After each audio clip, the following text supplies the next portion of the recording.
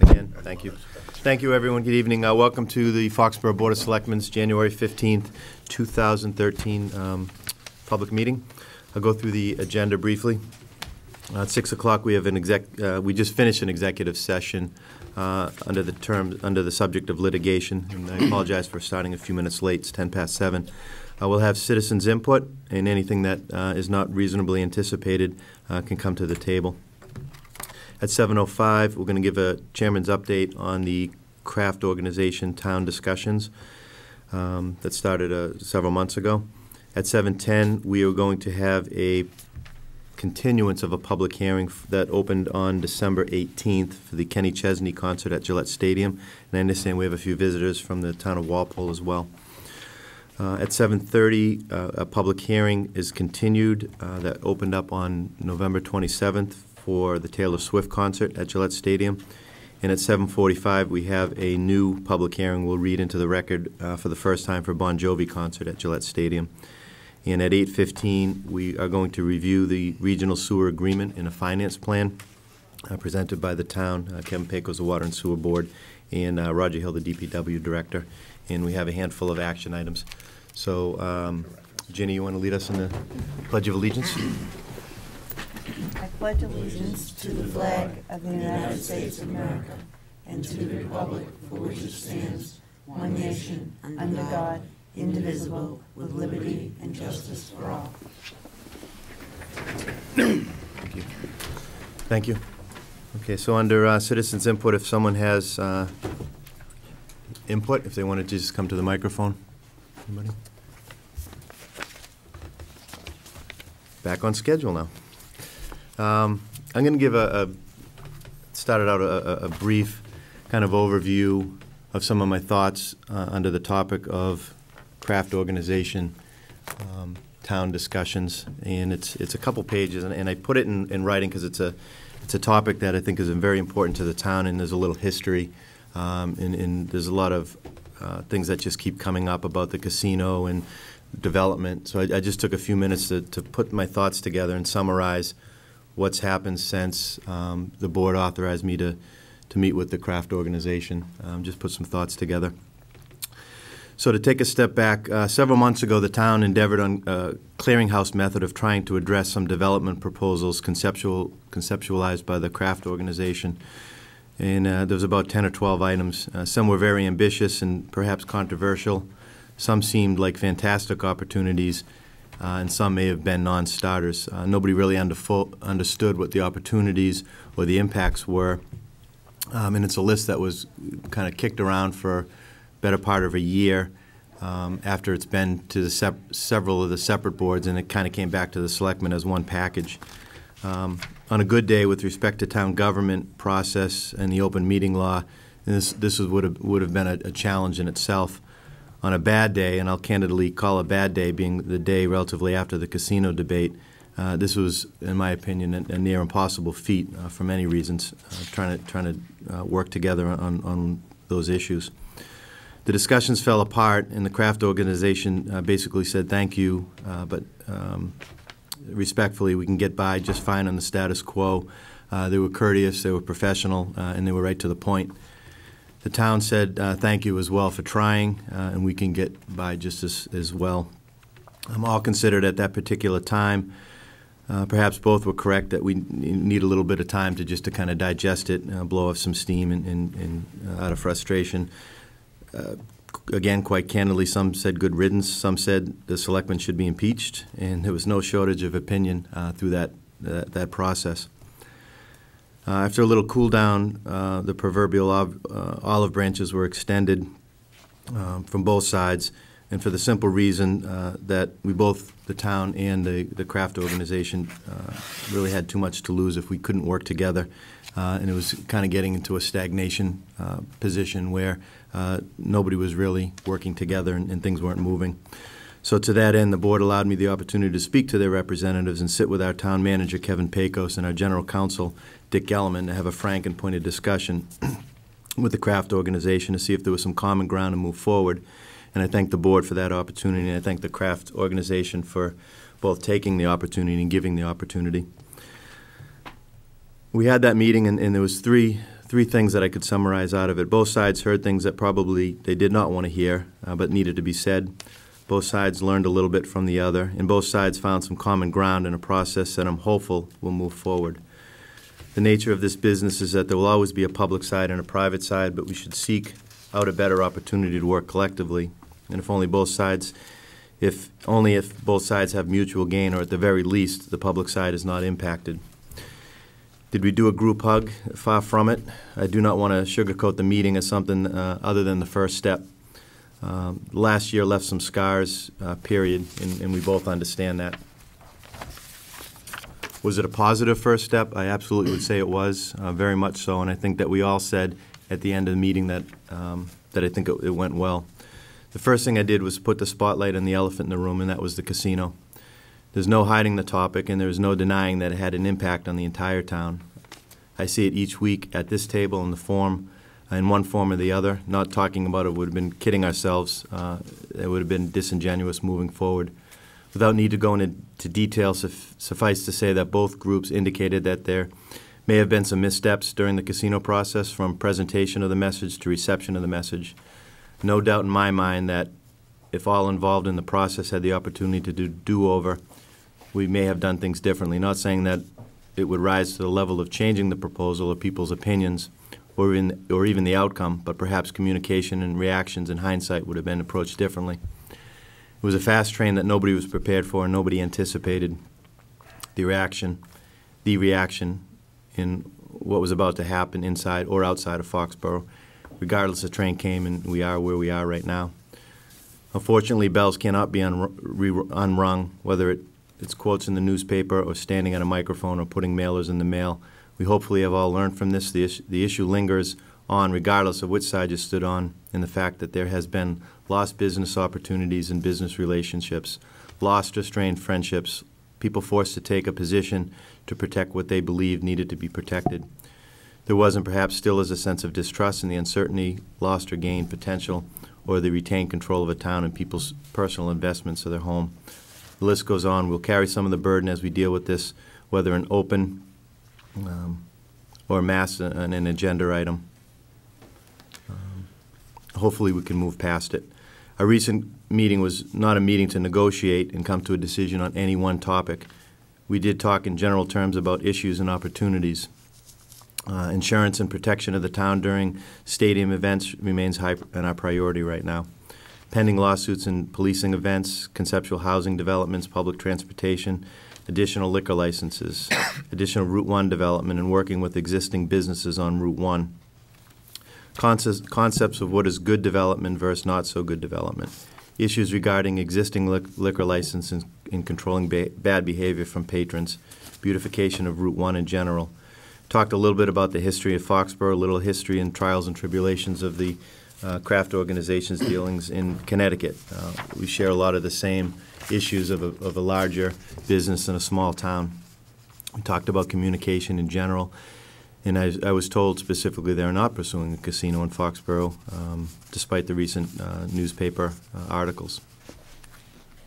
I'm pleased to tell you that the recent anxiety over the billboards have eased, and reportedly we are back on track as before, thanks to the Water and Sewer Board working with the craft organization directly. The checks have been deposited, and can we both sides do a better job with a long-term agreement rather than month-to-month? And absolutely, I think we can do better. Right now it's a 50-50 share on a month-to-month basis, and I thank both sides for working together for that.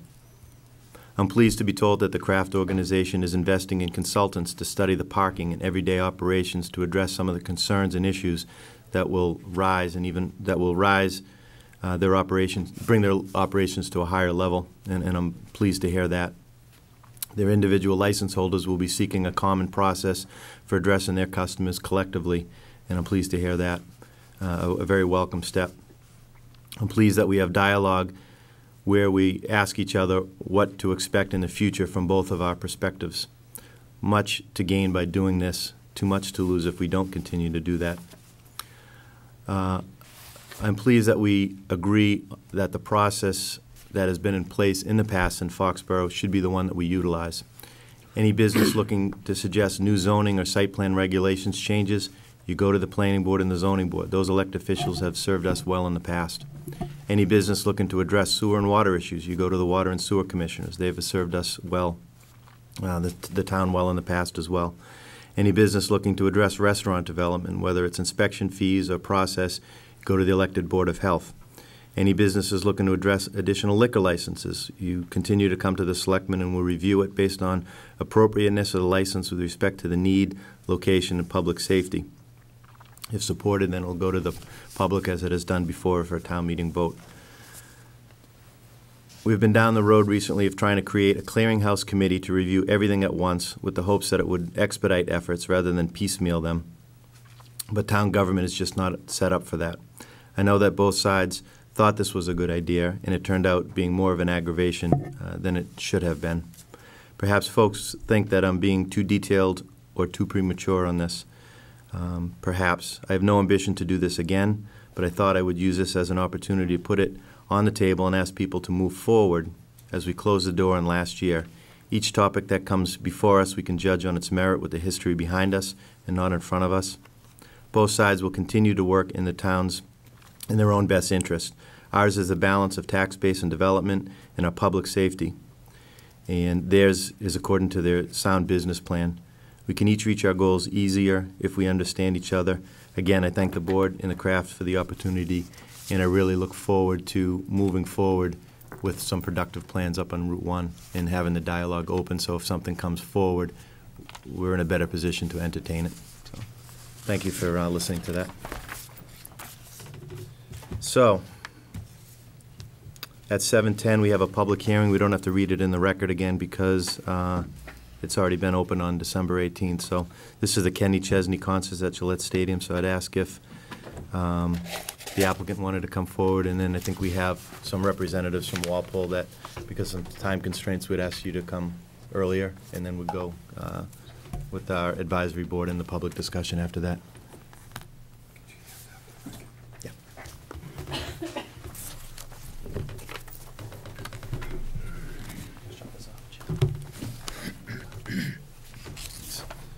And if you could just introduce yourself for the record.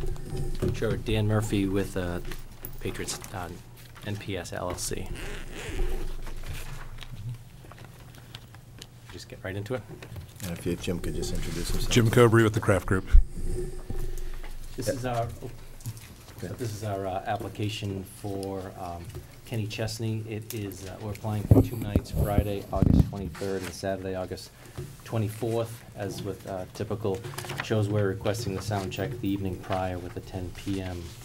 Curfew. It's a 4-act show. In the past, the shows have been 5, output to 6 acts. The acts are Kenny Chesney, Eric Church, Eli Young Band, and Casey Musgrave. Parking lots, as always for the shows, are determined opening by Chief O'Leary, but closed 2 hours post-event. For the last 2 years, the lots have opened up at 2 p.m. We use Putnam Parkway if the chief asks us to do so. We can use that and put the public safety and the necessary traffic management out there.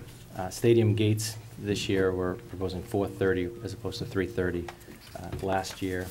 Music this year will start between 5:30 and 6 p.m. Again, last year was 4:30, so we've condensed the show. But this year, we're requesting an 11:15 p.m. curfew, but in the last 2 years, again, just for reference, we've ended at 10:40 and 10:50. Ticket prices for the show range from $55 to $107. Maximum capacity for the show, again, we've shrunken the show to 50,000 people, down from at times 57,000.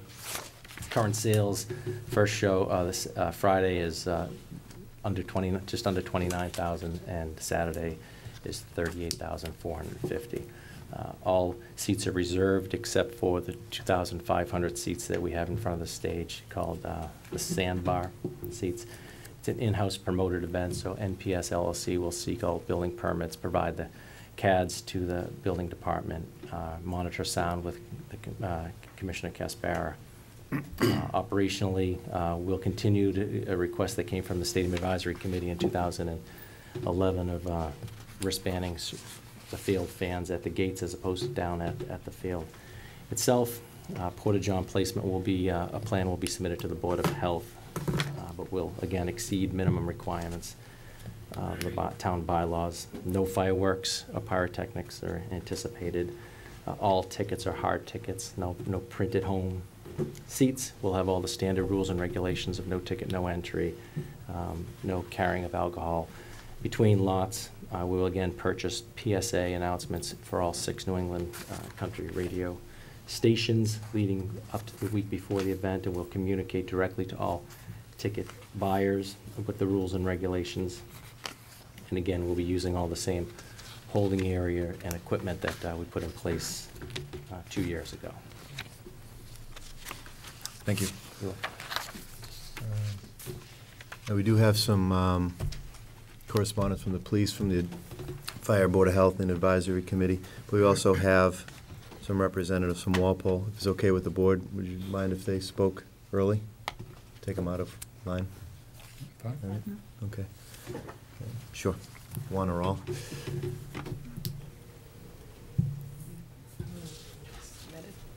That's what he's going to say.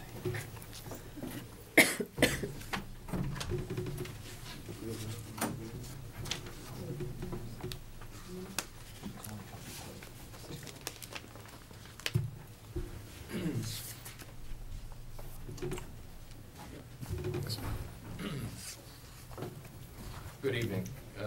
My name is Christopher Timpson. Nancy McKenzie is also here from the Board of Selectmen, Town of Walpole.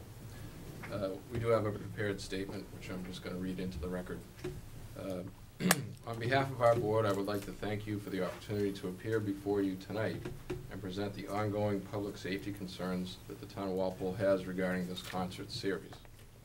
At the very outset, I want to also thank and commend the Kraft Group and Gillette Stadium leadership, in particular Mr. Murphy, for their outstanding effort in working with the Town of Walpole this year during Country Fest concerts.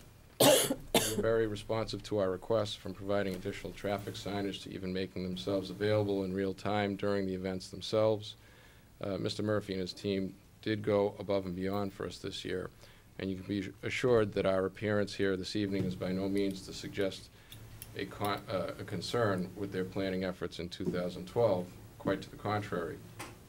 But I do want to be very clear, however, that our concerns, as we have reported to you in writing on 2 occasions so far, are solely based around the decision regarding lot opening times.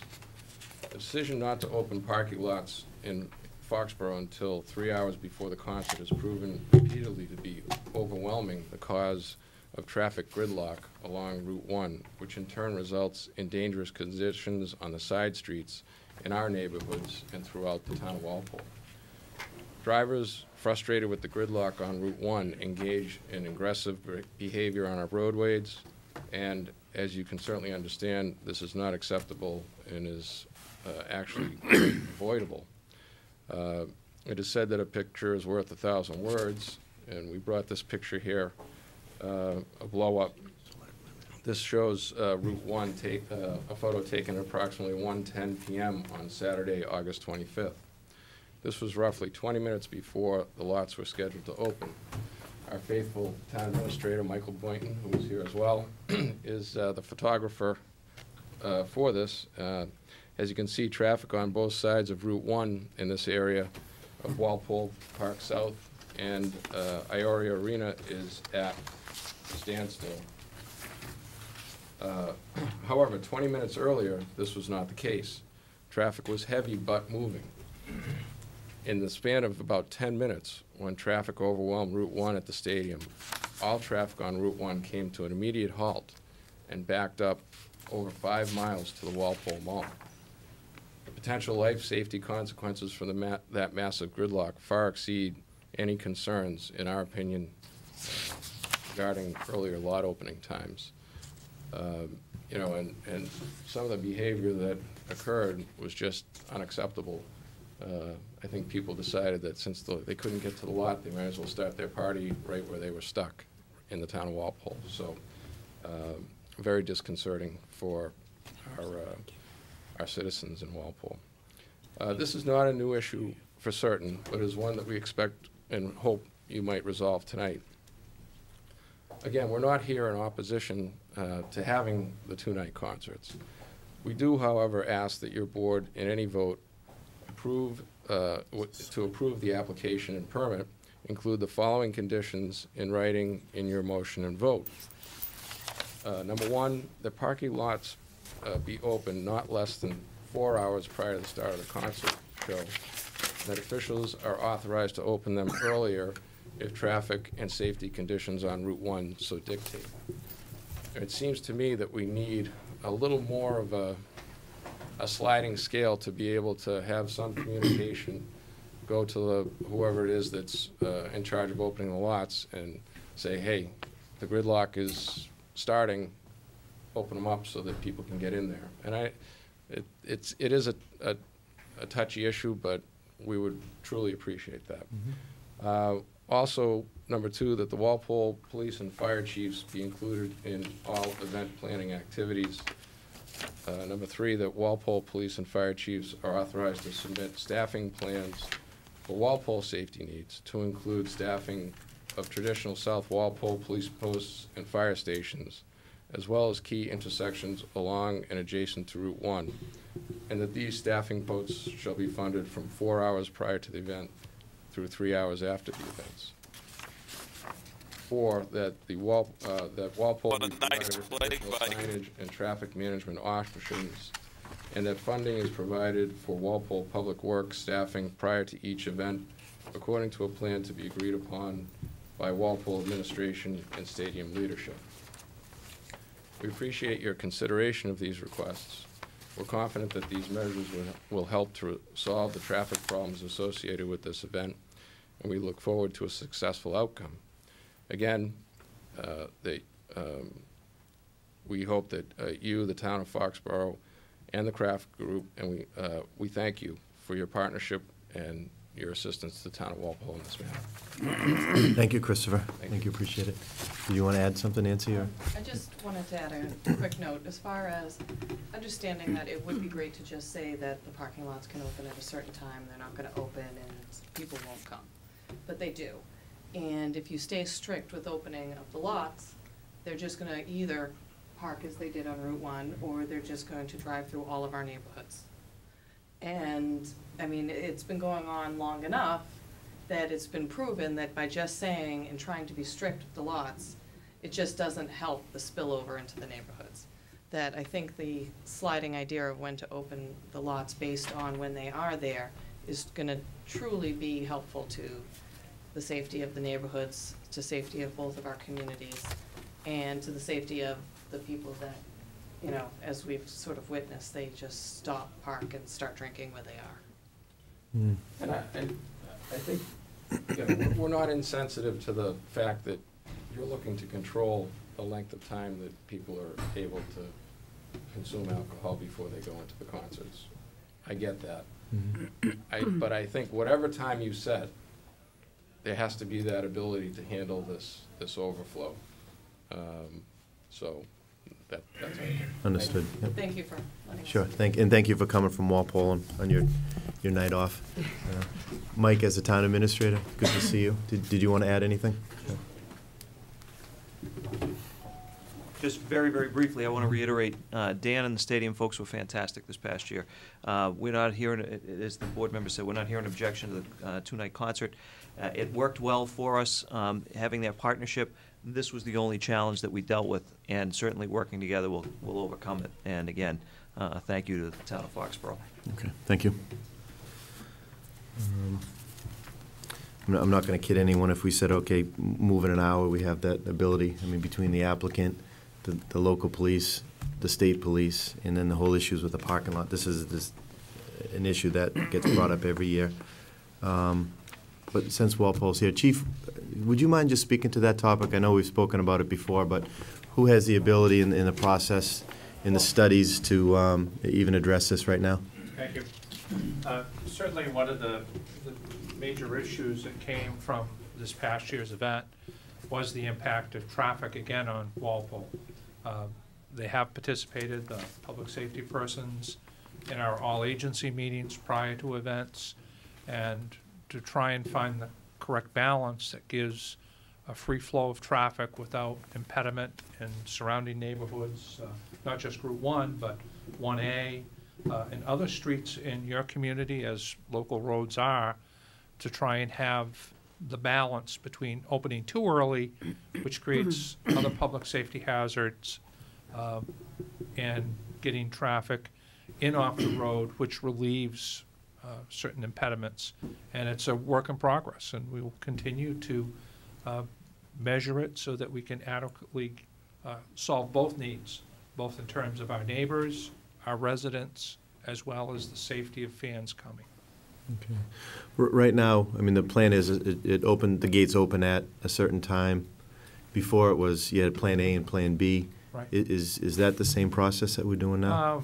Well, we'll have a set time for lot opening, and we're going to have to monitor mostly more on the Saturday of the event as opposed to the Friday, both because of the smaller numbers that attend the Friday show based on the last few years, as well as the traffic flow and people not coming down till later because of work commitments. But we'll monitor it and, you know, act appropriately so that we can get the fans off the road, but into a safe place where we don't have other problems later in the evening. Okay. Thank you. Open it up for board discussion. Public first, or want to do the public first? Public comments, Jim? I'd rather just go through the board for a little bit and digest that, and then open it up to the public. Well, I guess I'll go, I got just a lot of concerns with from local business like Cumberland Farms, the manager talked to me, and a couple other people about, people in need of facilities from backup of the bladder and going behind dumpsters and stuff. So is there a plan in effect has anybody reached out to you about that at all? Any of the local businesses or anything? Sunoco or Stop and Shop to place porta potties in any other different locations? Not a single one, no. No, because I mean, all right, here comes Mr. O'Leary. To address that point, that was something that my staff had mentioned, especially along the 140 corridor, and I contacted the stadium, and with the support of Snow Supply, we actually developed a comfort station, so to speak, with multiple porta potties that people would have the ability to use during the last set of concerts that seemed to get some level of business. And I'm hoping that going forward we would try and replicate that effort, because if they are stuck in traffic for a long period of time and they're staying hydrated with water, that they seem to have to use the facilities more. So. Okay, I guess that's been addressed. Anyone else from the board? Oh, I just had a question. So there's no, you said no one is allowed in without a ticket, so that means there's no will call window? There's no tickets available at the will call window? There hasn't been in the past. It's always sold out. Public safety is the one that checks for tickets, so they use discretion if somebody does say, I'm picking up my ticket. Maybe, Chief could probably answer it better, Ginny, but I think what they do is they might hold the car aside, have an area so it doesn't clog traffic up, but allow the person to go get the tickets for a period. Is that what they do? That's correct, Ginny. Oh, okay. If they don't have the tickets, we realize that a very small percentage will arrive on site, but they're not allowed to go deep into the lots to establish campsites. Someone does have to go down to the ticket office and get the hard copy of the tickets that we're monitoring. Okay, thank you. Okay. Anyone else from the board? Jenny? Lorraine? Sorry. I had the same complaint from Cumberland Farms, and where that's not on 140, was that actually discussed at Stadium Advisory Committee to place porta potties in remote locations? Is that, excuse me, something we can look into? It was not discussed. We could do it. And it sounds like it went from the chief to the operations folks. I didn't know about it, and we've done it, so we can continue that. Okay. I just want to make sure that Cumberland Farms, that area was addressed also, because it did back up there also. Just basic question, on the application form, it says 5 o'clock the event starts, but someplace else it says 5:30. Is it 5:30? It's 5:30, yeah. We, after the application, we made a few modifications, like the capacity, we're capping it at 50,000, shortening the day. Okay, great. Thank you. You're welcome. It just sounds like we've experienced the same problem with traffic backups and things, and, but I was, going over the, report by the stadium committee. The police chief is gonna hire a consultant to try to figure this out, and I think that once, it's baby steps. I know it's been several years, but I think we get better every year. I think that the traffic problem is one of, as mentioned, not letting them in there in time, and people just saying, well, we'll just clog up the road and they'll make us go in. Well, clog up the road, roads, because it's everywhere. So I think it's, the chief, is working on that, and I think he will continue to work on it. And hopefully that will help, not having to have porta potties on Main Street in Foxborough. So I look forward to that, and I think that folks from Walpole had mentioned, to have their police chief and fire chief at the meetings. Well, I see that the police chief was in attendance at your stadium advisory committee, so I don't know if, and the chief said that he has been coming, so that's a good thing. You've got somebody that's right there before any of these hearings even happen, so that's a plus. Okay. And we do have the police, and fire and the stadium advisory. Does anyone want to hear from them directly, or are you satisfied with the reports? I read the report, but Report, right. it was nice having the report.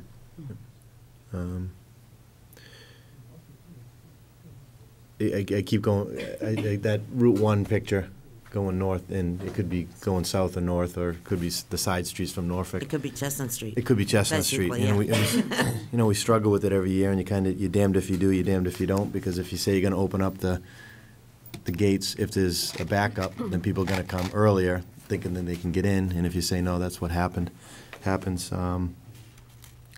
It is baby steps.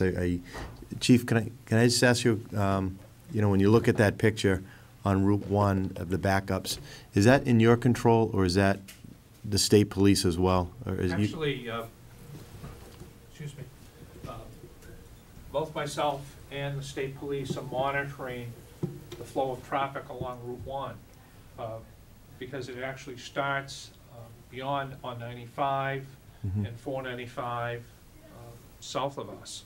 So it's a coordination effort, so that we're monitoring our local roads. I know the input from Walpole on their particular streets, because it's all liking that to a main artery. Route 1's the main artery, but there are feeder arteries, throughout the area, and we're trying to get the traffic moving along the main artery, which frees up the movement on the other streets. So it is a coordination effort between myself and the state police commander for the event to make sure that we're opening in a better sequence to alleviate some of the problems that Walpole's been facing, as well as our own residents. Okay. Thank you. Michael? Thank you, Mr. Chairman. There's a key. I spent 2 nights or 2 days out in this. There is a key to it, as the chief talked about, is that coordination. As soon as that gridlock actually makes it as far as North Street, it's time to get the lots open. I'm not a public safety professional, but I also know what this did, and I know how quickly that backed up. And what we had very rapidly with this backup is that's north and southbound on Route 1 that's jammed. The intersection at Common Street was plugged. The intersection at Route 1 and 27 was completely jammed. The intersection of Route 1 and Coney Street was completely jammed. We turned East Walpole into a raceway. We had a plan in place. we need to make sure that that plan that we had in place, a contingency plan, let's say, works very well this coming year. And again, that's not an issue for the stadium, that's an issue in coordination with Walpole officials, making immediate communication if that's what we need to do with the folks that are controlling the lot openings to say, please get them open. Because if we know that it's backing up to North Street, it's only a matter of minutes before it goes the rest of the length. So it's more of a function of, I understand your concern, Mr. Chairman, about adding a 4-hour time period into the policy, because if you tell them 4, they'll show up at 4. If you tell them 5, they'll show up at 5. However, they did show up at 3 hours. They showed up at 4 hours before the event. This was an ongoing type thing. So understand our concern that while we're trying to be sensitive to not having a rush of folks show up at 8 o'clock in the morning to come to the stadium, we do have to understand that as soon as that backup happens, it does absolutely need to have an opening trigger with those lots. Okay, so you're saying it's more than a timing, it's more a management of the system. Again, 10 minutes before that, the traffic was flowing, and Sure. it was actually moving, and it was moving through the intersections nicely. The state police were doing a nice job. Foxborough police were doing a nice job. All of a sudden, there was just that throng and that rush of folks that got there, and it took literally 10 minutes to back it up. Mm-hmm. Okay. And just to add, sorry, one more thing. The year before, the answer was to just have everybody get off of Route 1. So the police departments sent everybody into the neighborhoods. And so all of the streets that were perpendicular to Route 1 were complete parking lots. Right. And on your side, on our side. Yeah. And one of my neighbors who was moving into the neighborhood on the Saturday of the year before actually had somebody jump out of their truck, run into their open front door, and use their bathroom. At least they use the bathroom At inside lea- the oh, house. well, I'm not talking about my because front lawn, I'm talking, this is Yeah. my they- neighbors, but, well, I yeah, mean, because just, some didn't if- go inside the house, they just used their front lawn, so. absolutely, absolutely. Yeah, But we've if had you- the if- same problems. I know, I am absolutely sure there's the same problems in Foxborough and even in Rentham, on the Rentham side. But if they can't get into the lots and they're still there, we just have to put them somewhere. Yeah. Okay, thank you, Nancy. That's basically the chief, though. I mean, I'm not a public official. I mean, I am a public official, I'm sorry. But I'm not a public safety Yeah. official. And, you know, we've had this kind of going back and forth before about where it lies, and it lies with the chief. And I think that, like I mentioned, it seems like, you know, he is getting a consultant in to help out with certain things, and I think that that's gonna help, I hope. You know, I just, you know, I can't tell the chief that he's gotta open a parking lot. We can't do that. Yep. Jim, if I can add Sure, to that. please.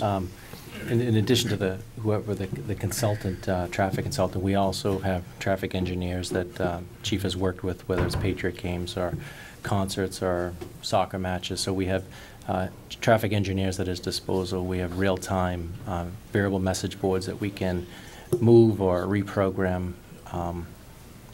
And I think, again, one request that came from discussion with the chief was to shorten the show, which would affect the parking lot as well. Mhm. Okay. Now, last year, I think we conditionally approved it on coming up with a plan and then presenting it back. Remember, this was the concert that we did that, remember? Yes.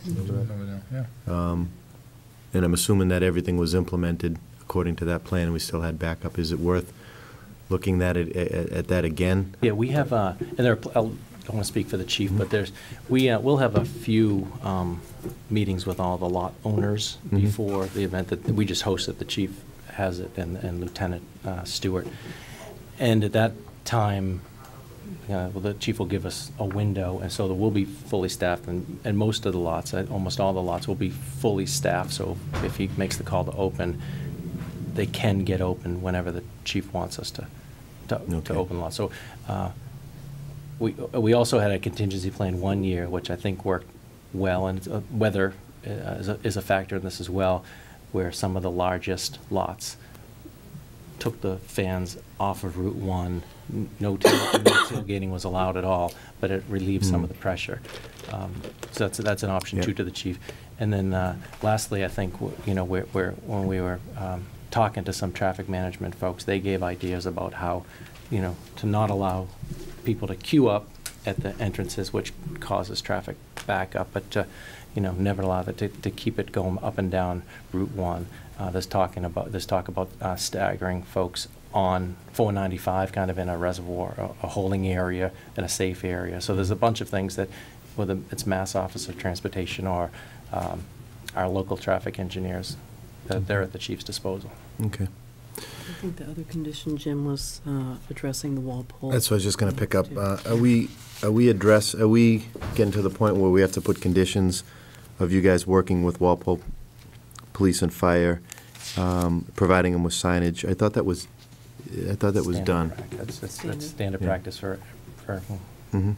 anyone. And I'm hearing from you, from Walpole, that they are doing everything that they said that they were going to do in meetings. So I'm not sure why this would be a standard condition unless something fell apart and they're not doing that in the past. It actually worked very well, and what we would typically do over with a condition, let's say of a license, the board would actually just memorialize it so that it's there. It's nothing, they've worked very well with us. Exactly what's written there was part of what we did this past year. I mean, at 10 o'clock Friday night, we were moving signs around, Dan on his cell phone, moving signs on our Pine Street. So what's there is actually what happened this past year.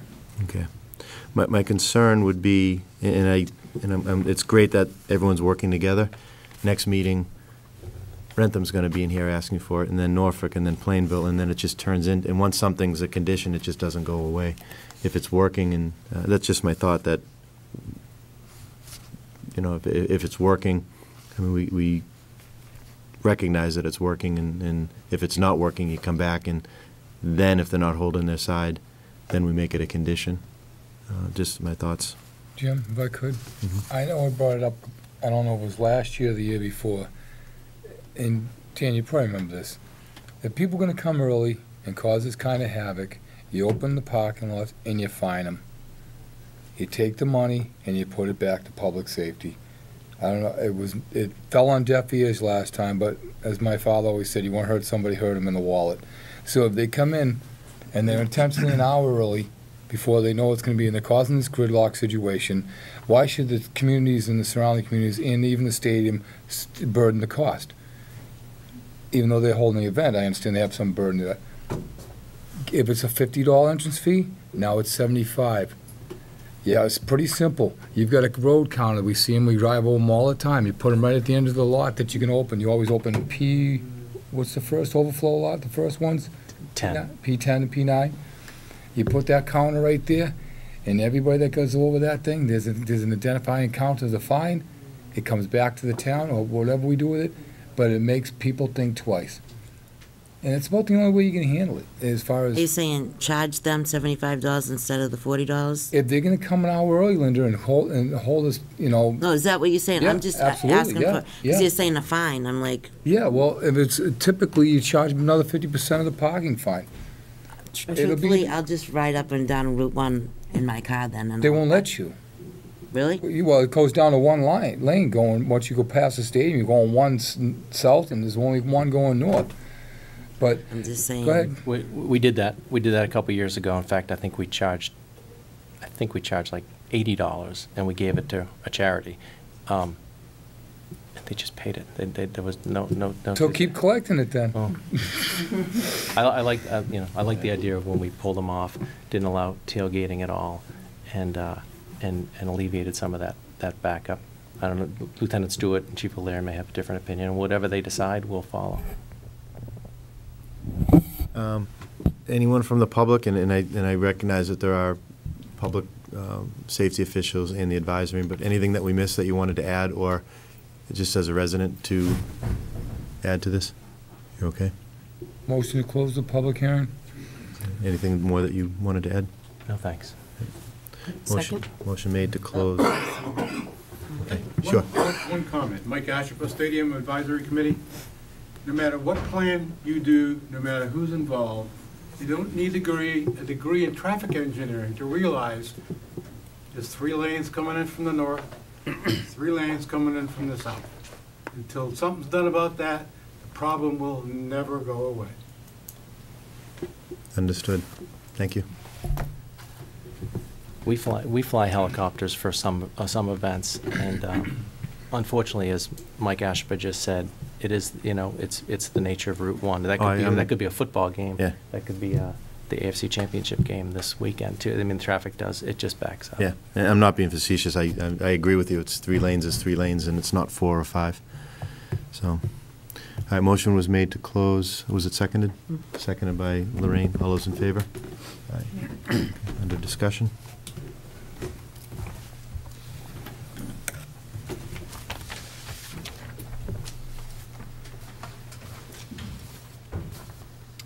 Hearing no discussion? Just as I said, I think that the chief is doing the best he can, working with the folks and even reaching his hands out to consultants. Everybody that has spoke this evening, and we said that we shouldn't approve the concert. The public officials, safety officials have said that they would approve it. So, it's just my thoughts. Any more discussion? I like, what we did last year, because I know this is a back-to-back concert, and it's a big one. Any thought to having this group come back in front of us a month prior, just to update us how their plan came through? Whatever consultants, if they have anything new to report, so we're not caught by surprise in July The with a lot of chiefs, backups. both of the chiefs, and I would, if George Bell and his group could attend whatever meetings too, I think that would be. I thought that was good, because then also it might give a chance to talk more about, the whole backup with the North Street trigger and Walpole's problems too. Mhm. Just related to the opening time of the lots. Did you guys, any thoughts to that? No. Nope, we did that last year. Happy to do it. All right, any more discussion? If not, can I have a motion? Motion to approve the Kenny Chesney concert.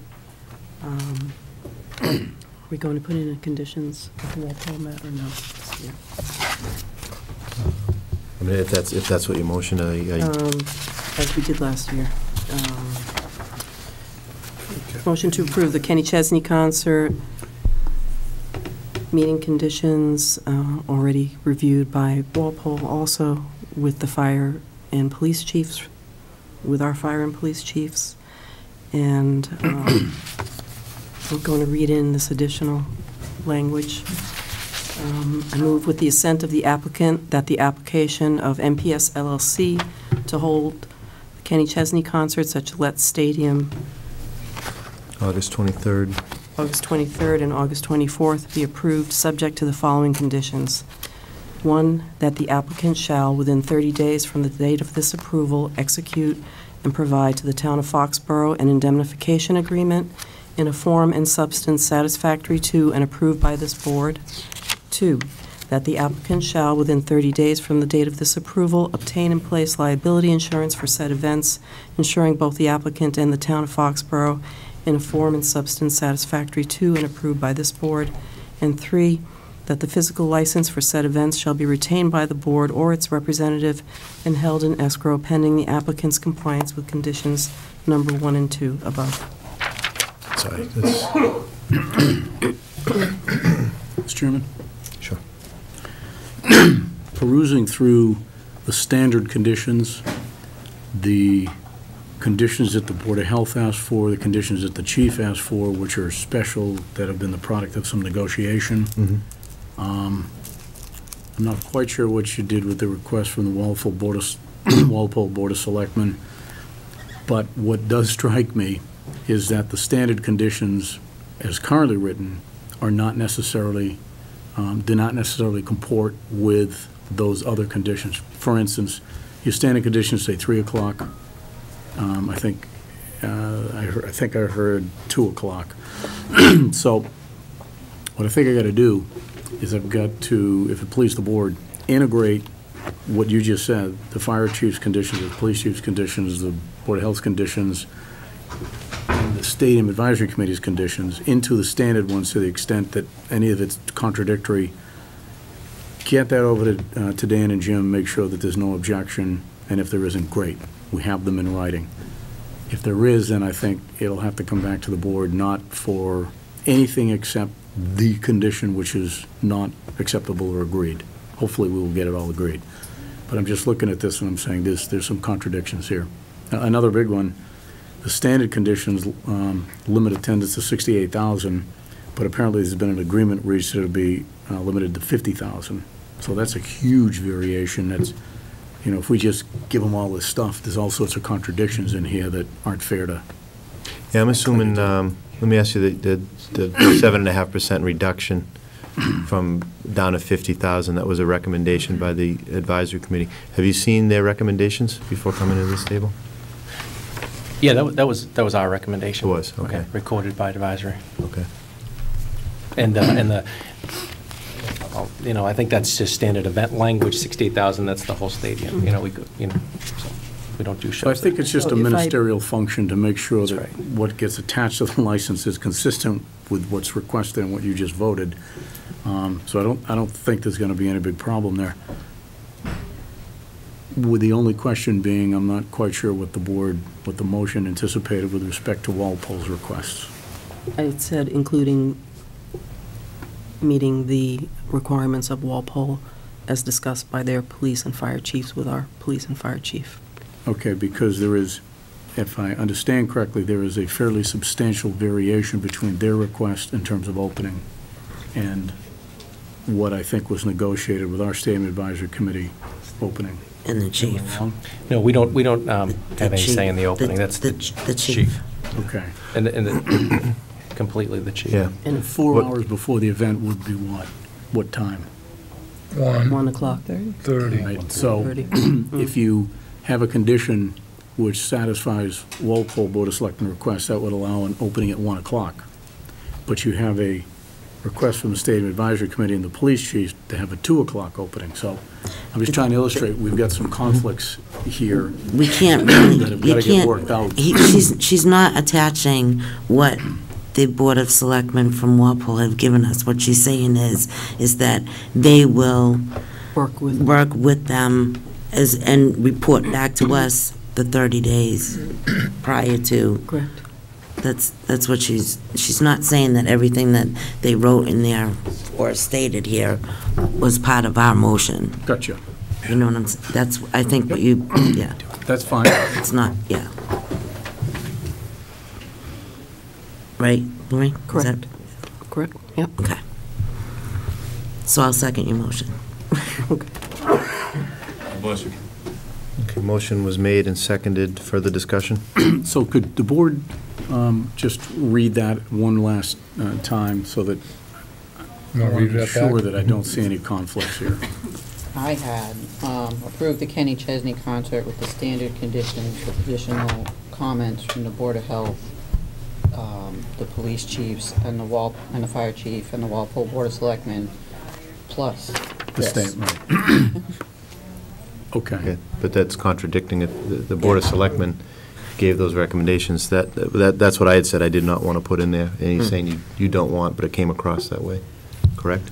Well, that's what the motion says. That's the Yeah. language of the motion. So if I were to read that motion literally, you know, there is a conflict with respect to the gate opening time right away that, you know, Yeah, no. I So don't that- know We how to can't put resolve that on the that. table. Change the language to state that Foxborough Fire and Police Chiefs discuss and take into consideration the request by the Walpole Fire and Police Chiefs for their public safety requirements. So we'll put that clause in lieu of the one that was a more blanket. Okay. And then I'll work this all out. It's quite complicated. And if I see that there are any conflicts between those, then I'll come back to the board next week. If not, then I'll get this all pulled together into one clean set of conditions send it over to you, Dan, Yes. and then you folks will look at it and let me know if you see anything that doesn't work. Okay. And then we'll have to get some people together if that's the case. Hopefully, we'll get lucky, and then there'll be no objection. One more question on the motion.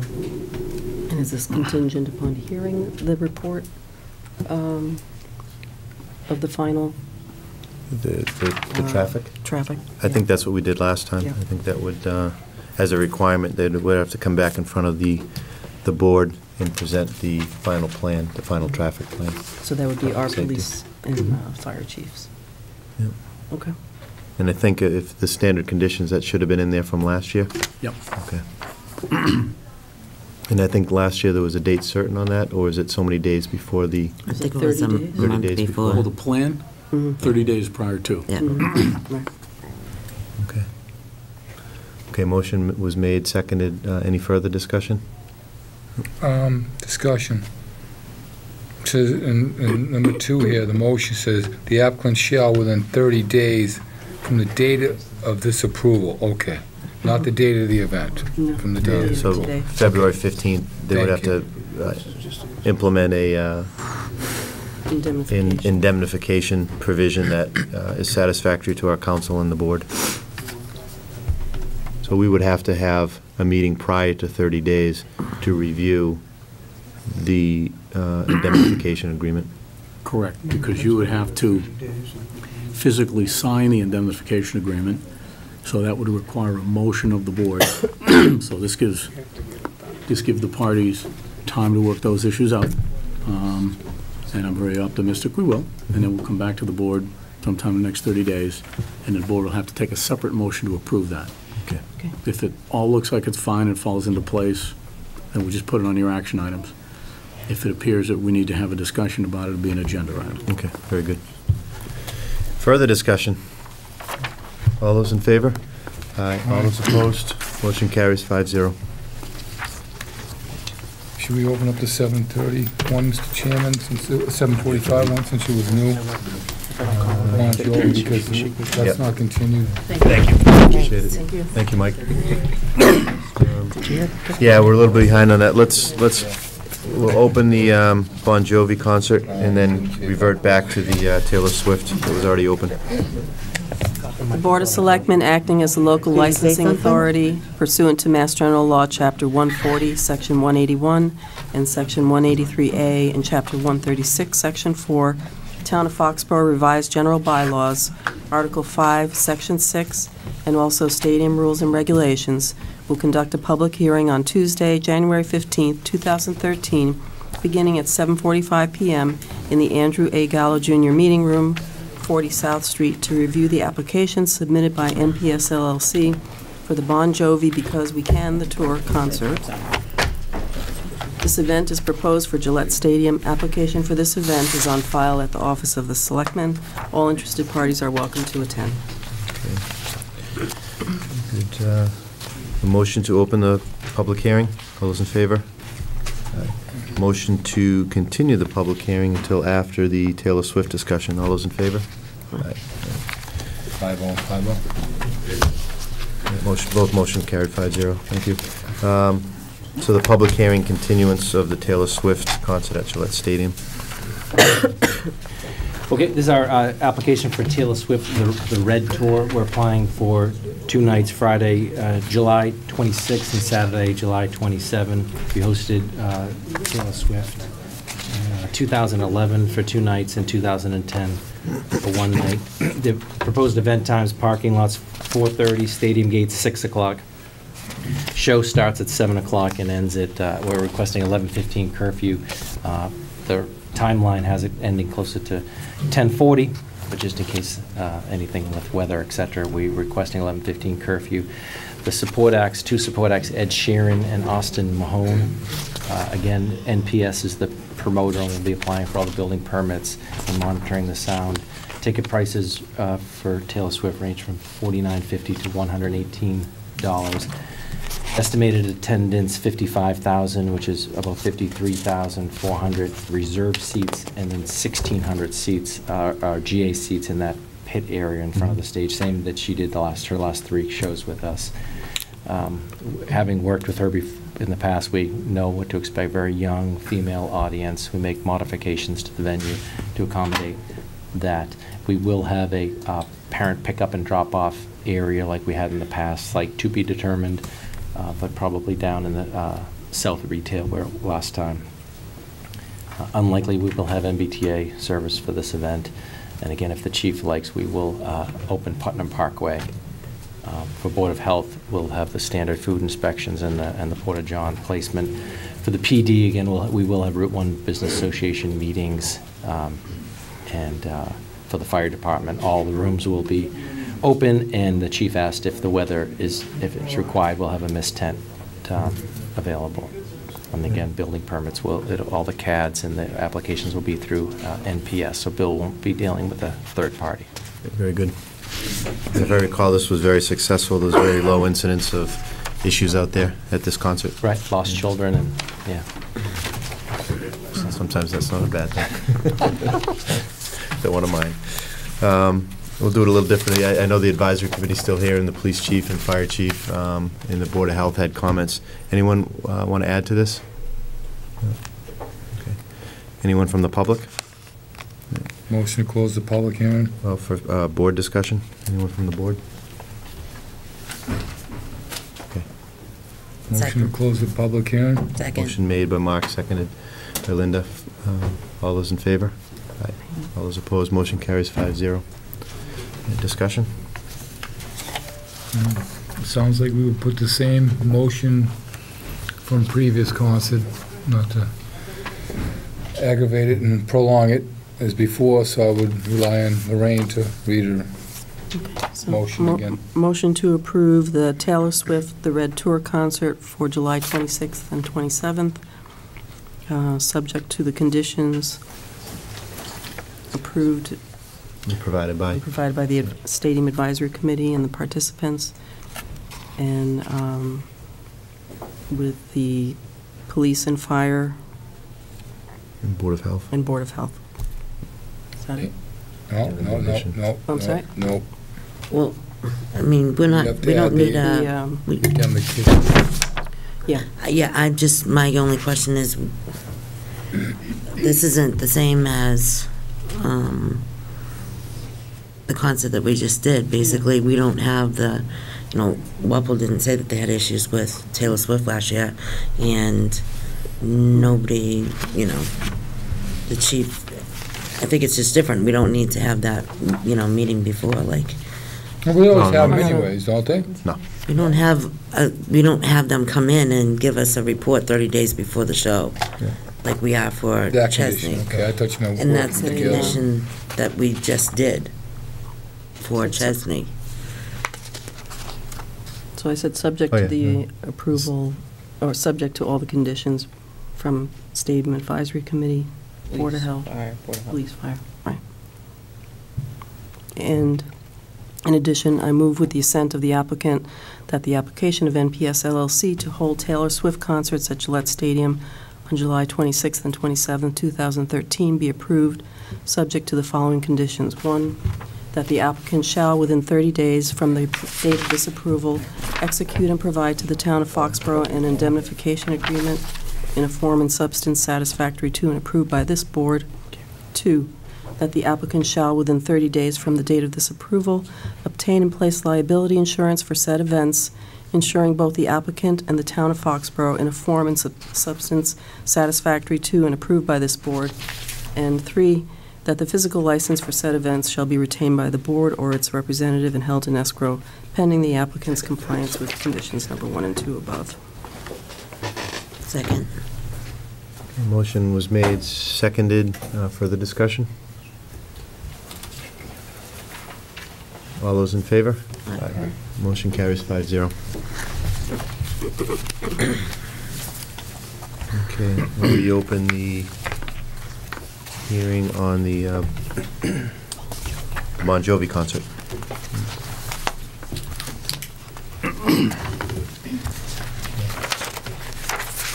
Get it, Dan. Have to open it? Didn't we just do that? Postponed it. Yeah. Motion to reopen the Bon Jovi. Motion made, seconded by Lorraine. All those in favor? Aye. Motion carries 5-0. Okay, this is our application for Bon Jovi. We're applying for one night, Saturday, July 20th, with the normal shows, request sound check the night before with a 10 p.m. curfew. AEG Live is the promoter for this event. The opening act is still to be determined. Parking lots will be up to the chief. And again, Putnam Park will be used if he wants. Stadium gates proposed for 6 p.m. and the show starts at 7:30 p.m. requesting an 11:15 curfew. Estimated attendance cap at 50,000 people, and the ticket prices range from $179 to $19. And there are some of the VIP packages, which are much more, but a very limited number of those. All the seats are reserved, even in that inner circle. And last time he played here was 2010. Chairman, I'm just sending around the police chief's report. There's nothing dramatically different in that. We didn't have a chance to get that done till today, so that's pretty innocuous. Just basically says he has no issue with it and without a traffic penalty. Anything you want to add to that? No, I apologize for being late, ladies and gentlemen. The show has been fairly successful in terms of police and operations. He's late because he has nothing to do lately with championship games and concerts.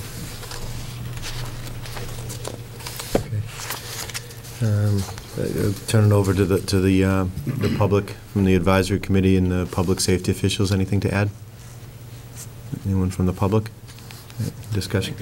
I just want to bring forward for the fire department. The stadium is changed where the treatment room is, and they're working with the stadium. Okay. To potentially change it because it's a bit farther away than inside the stadium complex. So I just want to go on record that for all 3 concerts, I think it will be resolved before the first ones, but that is an issue that Chief Hatfield is looking to work out with the stadium to make sure that he feels comfortable with the place that they currently have, but he'd rather have it closer. Otherwise, it adds people to the staffing. Okay. And you guys are aware of that? Okay. Yeah, Coach Belichick expanded the locker room and our media work room and the Chiefs' first aid room. Gotcha. Would be replaced. Okay. The nerve. All right, any further discussion with the board? Motion to close the public hearing? So moved. Motion made, seconded by Linda. All those in favor? Aye. Discussion? Okay. Motion to approve the Bon Jovi Because We Can, the tour concert for July 20th, subject to all conditions from the State Advisory Committee, Health Department, Police and Fire Chiefs, and as previously read, with the assent of the applicant, that the application of NPS LLC to hold Bon Jovi concerts at Gillette Stadium on July 20th be approved, subject to the following conditions. 1, that the applicant shall, within 30 days from the date of approval, execute and provide to the town of Foxborough an indemnification agreement in a form and substance satisfactory to and approved by this board. 2, that the applicant shall, within 30 days from the date of this approval, obtain and place liability insurance for said events, insuring both the applicant and the town of Foxborough in a form and substance satisfactory to and approved by this board. And 3, that the physical license for said events shall be retained by the board or its representative and held in escrow pending the applicant's compliance with conditions number 1 and 2 above. Second. Motion made, seconded. Further discussion on the motion? Hearing none. All those in favor? Aye. Aye. Motion carries 5-0. That's it. Thank you guys for coming. Appreciate it. Best of luck. Chairman, can you take a 5-minute recess? Yeah, I just want to quickly thank the advisory committee. I know you guys spend a ton of time, and it's volunteering, and appreciate it. Make our life, make it a lot easier for us. Thank you. I think it makes the outcome.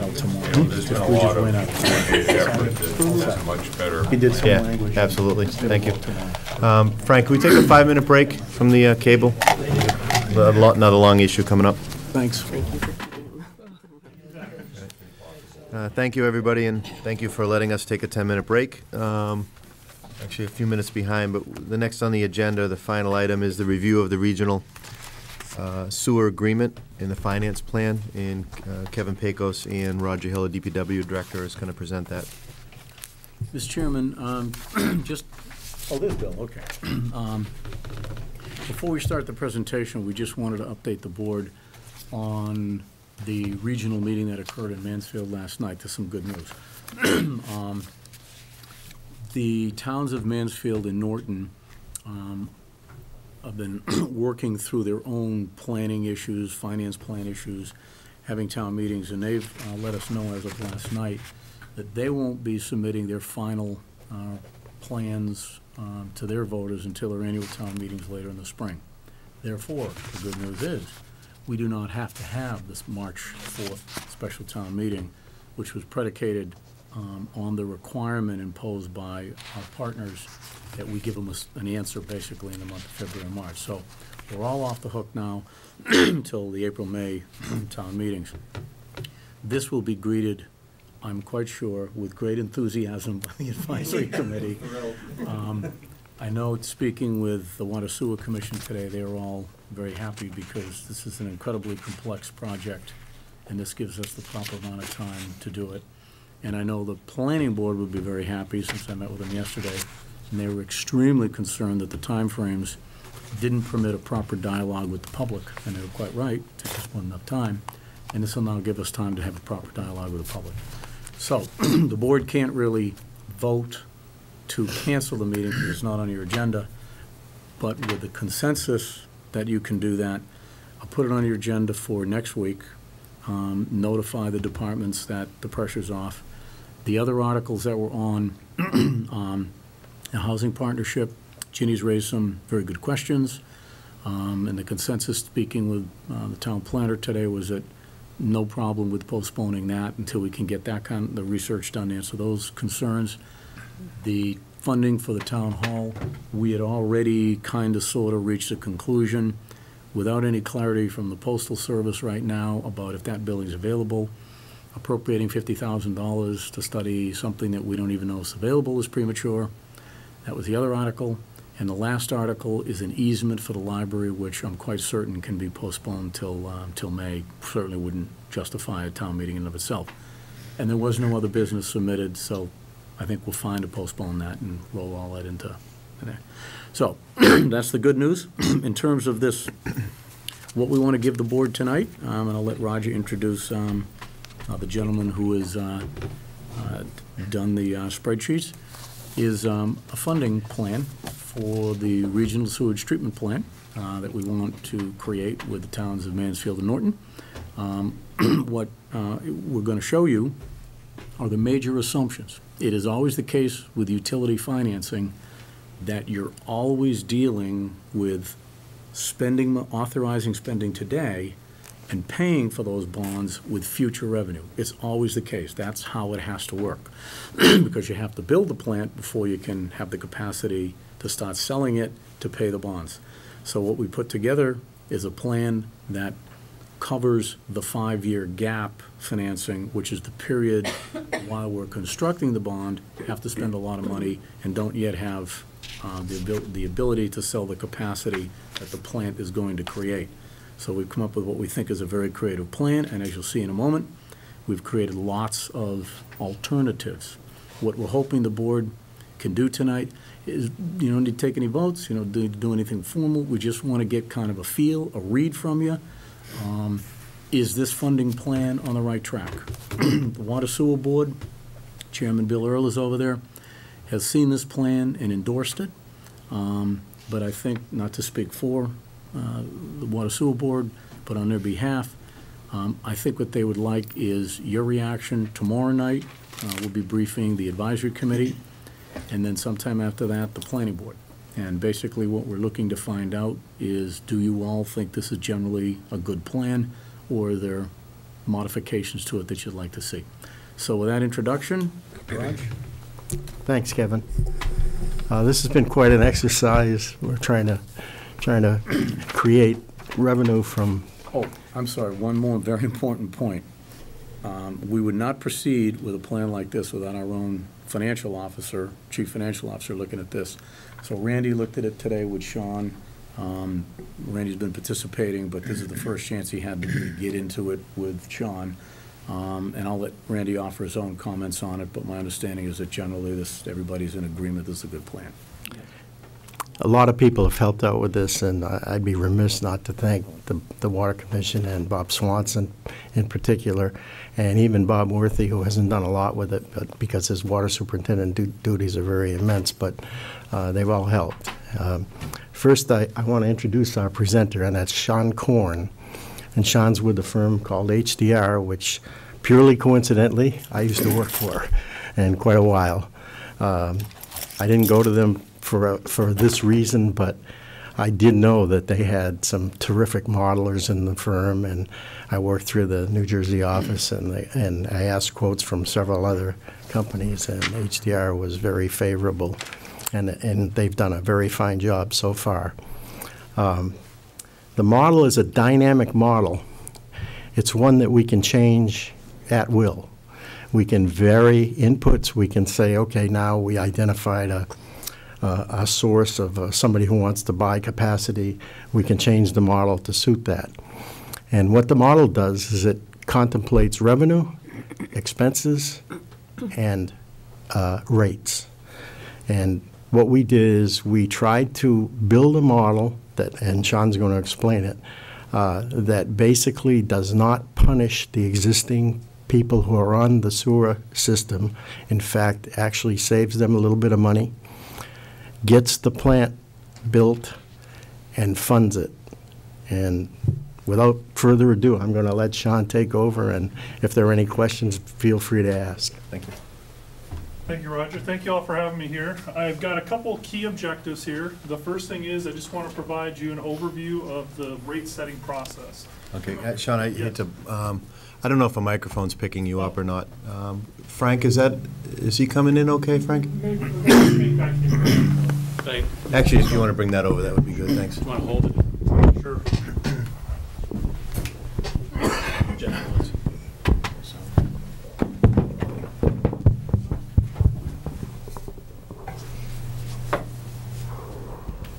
Thank you. So a couple key objectives that I'd want to walk through here tonight. One is to provide an overview of the sewer rate setting process. It's very similar to the budgeting process that the utility goes through, but it has a slight twist on it. And I'll walk you through that. Take a look at the estimated cost impacts of the treatment plant expansion, some additional revenue sources that have been identified to offset some of those costs, and then review what those rate impacts look like. So for the rate setting process, we utilize a generally accepted process that is out there in the industry that we use. And the key thing here is that we look at what we call prudent financial planning criteria, and I'll walk through those, but there are key aspects of utility financial planning that we want to make sure we hit to maintain the financial ability of the utility to issue long-term debt, to make sure that we're recovering costs appropriately. Talk about some of the key assumptions, look at those sewer utility rates, and then what those projected rates may be. So the rate review process really comes down to comparing revenues to expenses. And while this is similar to your budgeting process, we don't start with a fund balance, add in revenues, subtract out expenses, and end with a fund balance. That's well and good for budgeting, but one of the things we really want to look at is our current revenues funding current expenses. We still incorporate that reserve fund balance or any available cash to fund any projects, any deficiencies, offset O&M costs. But what we really want to do is see, are the current rates adequate to support the operations of the utility? So a slight twist, but we're still looking at the same costs. We generally look out 5 to 10 years. We want to make sure that we're taking a look down the road to make sure we see the corner coming up. Any bumps out there, we want to make sure we can fund those earlier rather than later. usually allows for a smoother rate transition plan if needed, rather than all of a sudden huge rate hikes. We did build the model for 30 years. That was just to pull it out to see what happens as we go out through time, and can we sustain the revenues at the current levels to fund existing operational costs. A key part is that we analyze the utility on a standalone basis. And what I mean by that is we make sure there are no transfers from any other town funds or anything else that support the sewer utility. We really want to look at this and say sewer rates are supporting sewer expenses. So that's what we try and compare back to. And then we utilize what's called the cash basis. And if there's any accountants in the room, it's not really the accounting cash basis, it's the rate geeks that stole a little bit of the terminology here. But it is the generally accepted methodology for setting rates. And there's two key parts to it. The top box is our funding of our annual operation and maintenance expense, debt service, any taxes or transfers that the utility may make, and then funding for capital projects. That's our basic framework for funding a utility. The bottom box is our capital piece, and those are the two key components. We know we've got to maintain the system with current operational costs, but we've also got future costs that we need to build into that. And there's two key pieces that come out of that. When we look at that capital funding plan, how are we funding it? Are we funding it through long-term debt? If so, we're going to have an annual debt service payment come up to the top box. So we want to make sure we capture all those costs. What we don't fund with any outside sources, grants, loans, other long-term debt, we would fund from rates, and that piece comes back up also as an annual impact to utility rates. So very similar to the budgeting process, but we're turning it on its side a little bit to make sure that utility rates are really the support here for any operational capital costs. Our prudent financial planning criteria, these are our key items that we try and look at. The first one is really maintaining adequate reserve fund levels, and we do this for several reasons. One of them is liquidity. If there's emergencies, if there's people decide not to pay their bill, you still have bills to pay. If there's equipment failure out there and we need to fund that issue right now, we deal with that. But the bigger one, looking at this plan, is making sure that we have adequate funds out there for when you do go out and issue long-term debt, that you're able to support it. That's one of the key criteria that the market is looking at right now. They're really saying, how much cash on hand do you have, and is it enough to support debt if for some reason customers' revenue does not come in? So that's a key part, and we look at operating cash, emergency cash, and then a capital reserve cash. The other big one is debt service coverage ratios, and this is really the credit check for the utility. Just as when we all bought our homes and signed a mortgage, we went through the credit check. This is the same thing for the utility. They want to make sure that there's adequate funds out there to pay that debt back should you have to issue it. And what we do is we take a look, and it's called a ratio because it's a 1.25 times minimum ratio. And what that's saying is that you have 25% of your revenue stream available after you pay debt. So that's that cushion that the market wants out there to make sure that we're able to repay debt. The other key thing is that we want to make sure we're maintaining our system on an adequate basis. We're funding those renewal and replacement. That's our rate funded capital line here. And then how we fund that capital, as I talked about on the prior slide, are we doing long-term debt? Are we rate funding that? That has an impact on where we go with overall rate levels as well. Some of the key assumptions for the analysis, we're getting kind of down into the details here of what we developed. We developed a 30-year model, but the focus is really on the next 5 to 10 years. That's where we've got the moving pieces out there that we've tried to fill in the picture. Our starting point is the current budget, fiscal year 12-13 budget. That was our starting point. Then we started projecting revenues and expenses out over the 5, 10, and 30-year period. Future rate revenues, we kept flat. We assumed that there would be minimal growth on the system as far as a planning projection. For expenses, we assumed that they'd increase on inflationary measures. Our average inflation was looking about 3% on the costs that we put together. And those are the current operating costs. Some of the additional revenue sources we have here. We've got some available capacity right now that's available for customers to buy. And what we've assumed at this point is we can make a sale of existing capacity of 6,000 gallons. That would be in fiscal year 14. That'd be a revenue of about $180,000. Somewhere in the next 2-year period, we're looking at that coming in line. We also have sale of future capacity of 35,000 gallons. This would be roughly $1 million, and what we did with this is assume that it would happen over the following 10-year period that we were looking at. So we didn't assume it would all happen in 1 year, rather spread that out over time and assume those connections would come in. And these are primarily commercial development, not necessarily residential, but obviously if residential is available, that would be part of the picture as well. And then we've got advertising revenue of $100,000 per year that's applied to the sewer utility. So those are our additional revenues over and above rate revenues. Those are the key other revenue sources that the sewer utility would receive. The key assumptions over and above current expenses for the treatment, we've got existing debt service, pilot, and existing and future treatment O&M expenses. That's all the current piece of your wastewater treatment costs today. Now, those costs are allocated back to the different partners based on the capacity, and this formula changes over time. Right now, it's based on the current capacities. As you go forward, as they upgrade the plant, it's based on the treatment expansion, and then at the end, it's all based on the future capacity. So ultimately, what I'm trying to say here is costs are going to change over the next 3 to 5 year period. And what we've done is based on the information we received from Mansfield was take those percentages of the town's capacity and apply those to the costs that they've provided us. So this changes slightly over the next couple of years based on who's using the capacity and what costs are there.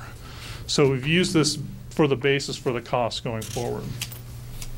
Now, what we've got is the need to fund the capital improvement piece of this as well. So that was the operating piece, that was over and above existing budget levels. This would be the capital component of this. And what we've done is assume in the short term that we're going to finance any capital needs with short-term loans, lines of credit, whatever it may be, for the following 3-year period. So that would allow the interest-only debt, and that would keep rolling over the next 3-year period until we came to the final construction of the plant. And then we could issue long-term debt. And at this point, we've assumed a low-interest loan at 3.5%. That is an additional annual debt service payment of approximately $300,000 per year. So that's an increase in from where we are today. The other key thing I'll just mention here is that we haven't built any other major infrastructure improvements as part of this. So this is kind of comparing where you were before this whole discussion to where we are now with the treatment costs as part of this. This is pretty small here, actually. I apologize for that. But this is where the rubber meets the road. This is the numbers that we have out there. And I'll start in 2013 and work my way down, and then I'll work across the page. And what we do, as I said, is we start with our sources of revenue. What do we have out there as far as revenue sources? And right now we have rate revenues from sewer fees of approximately $1 million a year. We add to that some of our other miscellaneous revenues, late fees, those types of things, to about $80,000 a year. And then we add in, where this blue box is here, the additional sales. So we've got the 6,000 gallons in 2014, the 35,000 gallons over the next 10-year period, and then the advertising revenue of around $100,000 a year. That gives us total funds of about $1.1 million to $1.4 million over that time period. The next piece is we back out the expenses. So we back out our current O&M, local O&M I'll call it. Then we back out the treatment O&M expenses. Then we back out some other miscellaneous costs for short-term funding. And we have operating expenses of just about $1.1 million. Now, the other piece of this puzzle, again, is the renewal and replacement program. We've got a budget of around $60,000 to $80,000 here that we're funding each year. And then we've got existing debt service. And so our total applications of funds is about $1.2 million, increasing to almost $1.5 million over time. The big jump comes in 2017, when that final debt service payment comes, or that first debt service payment comes online to fund the expansion. That's the kind of the toggle point where things change. So what this tells us in 2013 is that we have total revenues of 1.15 million, total expenses of 1.2, so we've got a slight deficiency of funds. Going across this line, these balance or deficiency lines are cumulative. So any change in prior years changes those numbers as they go out. That's not the annual balance or deficiency, that's the rolling deficiencies you go through time.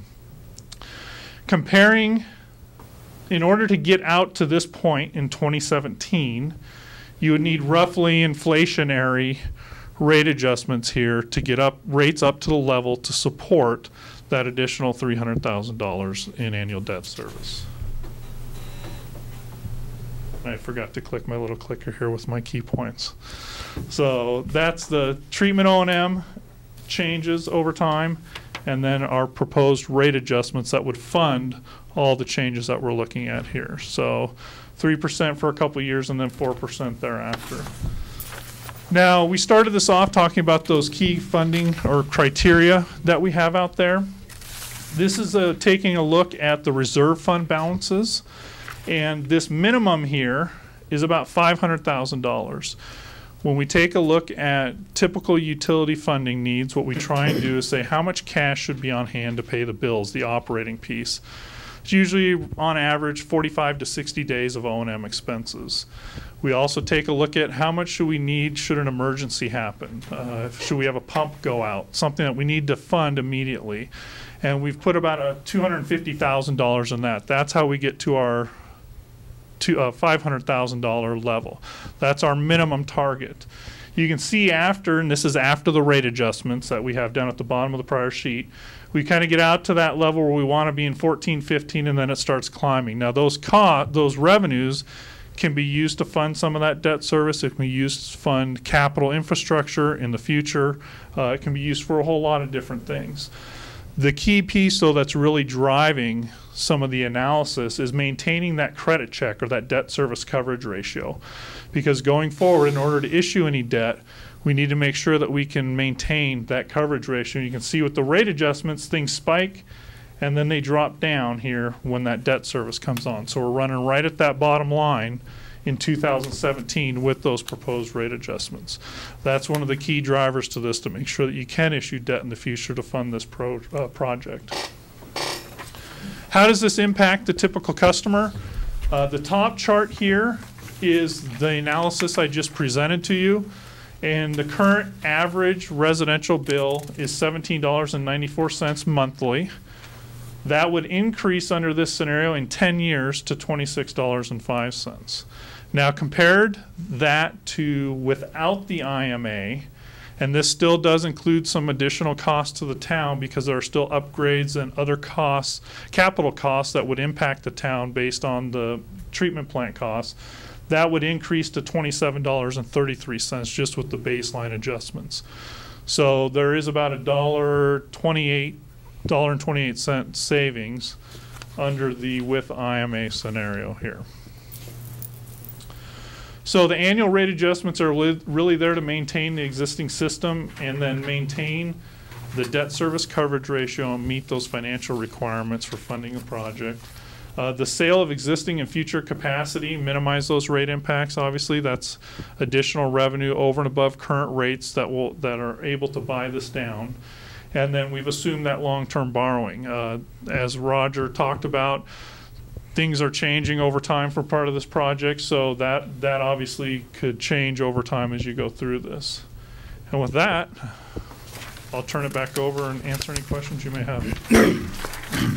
Mr. Chairman, I don't know if Randy wanted to offer any comments, but I'd like to give him the opportunity to do that if he would.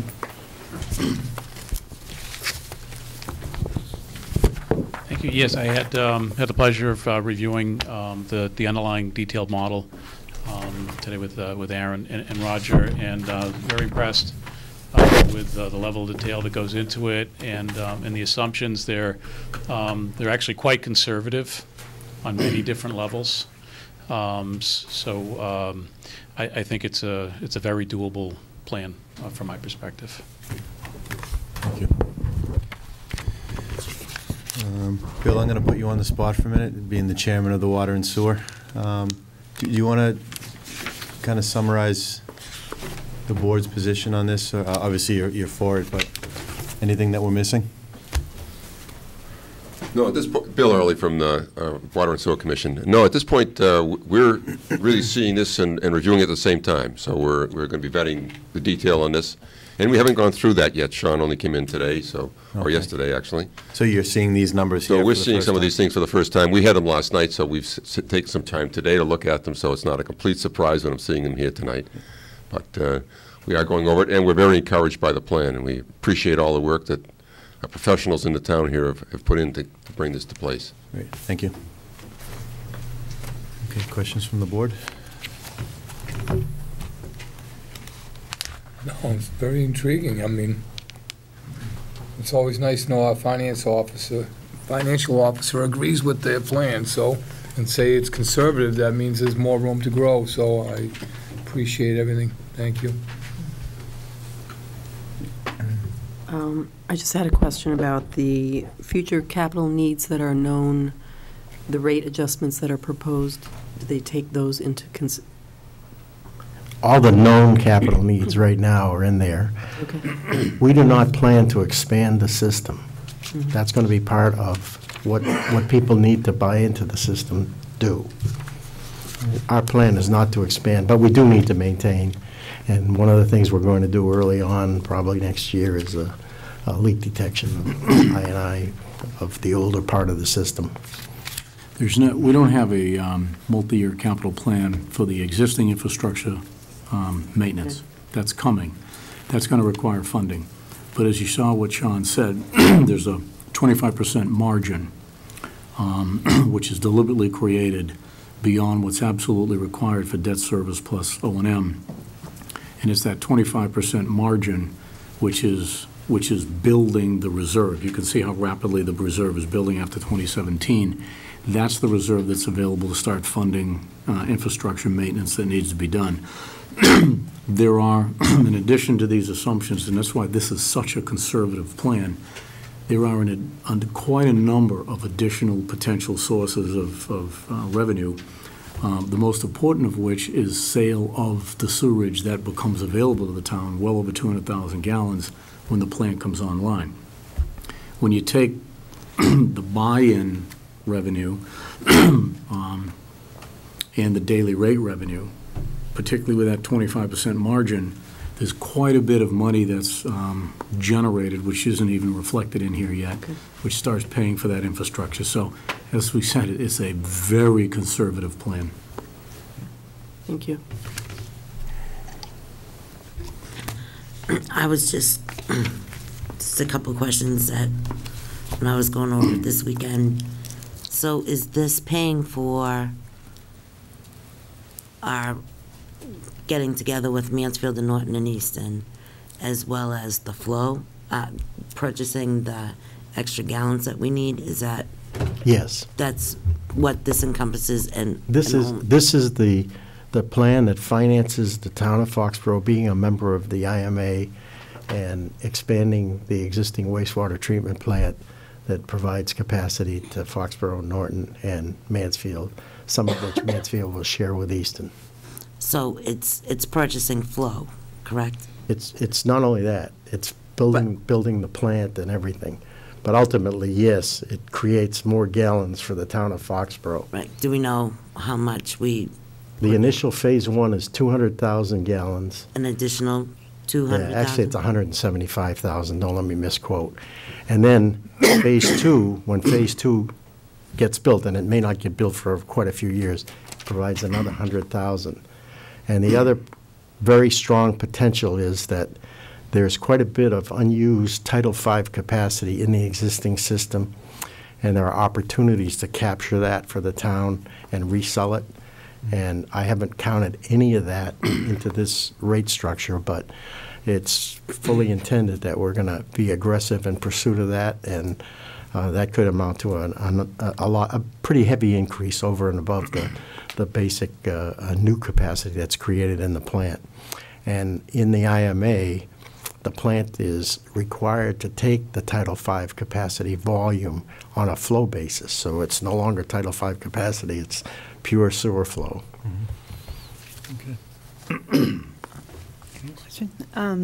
The sewer flow that will be purchased, is that all going to be purchased in town? We don't know the answer to that right now. Part of our system now is in Sharon. That's the Skanko contract. So we really don't know if it all stays in Foxborough, and we have not counted on selling anything outside of the boundaries of Foxborough in this rate model. None outside the boundaries of Foxborough. But we don't want to extinguish the possibility, provided the needs of our own citizens with respect to folks that are on the system and have failed on-site subsurface and want to hook up, and a very, very substantial margin for economic development. That's what the charge was from the Water Sewer Commission. That's how we've built this plan. Once we've identified the amount of gallonage that we need for that, if there's additional gallonage and we can sell it at a profit to help finance this, then we certainly would consider that. Ultimately, that would be the Water Sewer Commission's decision, and an opportunity might arise, certainly. But again, this plan is so conservative, it doesn't consider that. If that were to happen, that could be a very fortuitous circumstance for us. But, it's not in here right now. If something like that were to happen, or any of a bunch of other possibilities emerge, then it allows us to be more flexible on rate increases or creation of more reserve or whatever we want to manipulate this. The beauty of this formula, it's very interactive. We can change assumptions very liberally as the situation develops.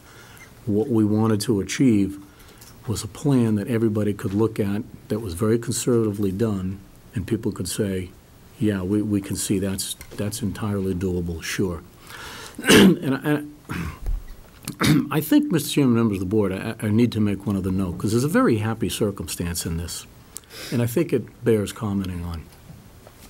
For some 3 or 4 years now, excuse me, we have not been able to develop this plan because there was an ongoing dispute between the town and our biggest business partner, where we were debating whether or not we would receive a very, very large payment in lieu of the Kraft organization building a sewage treatment plant at the stadium.